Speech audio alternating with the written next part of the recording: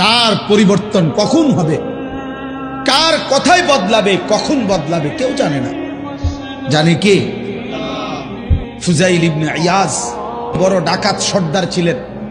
তো গভীর রাতে উনি ডাকাতি করতে গেছেন। তো রাত্রিবেলা যখন গভীর রাতে এক বাড়িতে ডাকাতি করতে ঢুকছে, দরজার সামনে গিয়ে যখন দাঁড়াইছে তখন শুনতেছিল বাড়িওয়ালা ওই সময় আল্লাহর কোরআন পড়তেছে। উনি দরজায় দাঁড়াইয়া শুনতেছে যে বাড়িওয়ালা ভিতর থেকে আল্লাহর কোরআন পড়তেছে, আলাম ইয়ানি লিল্লাযীনা আমানু আন তাখশা কুলুবুহুম লিযিকরিল্লাহ। এই এক আয়াত ওনার কলিজা ছিদ্র করে ফেলছে। উনি পিছন দিকে ফিরে এসে আর চিৎকার করে দুই হাত তুলে বলছে, আয় রব, আয় মাওলা, সময় হয়েছে সময়, আমি আর এই নাফরমানির জিন্দেগি করব না, দিলাম ছাইড়া।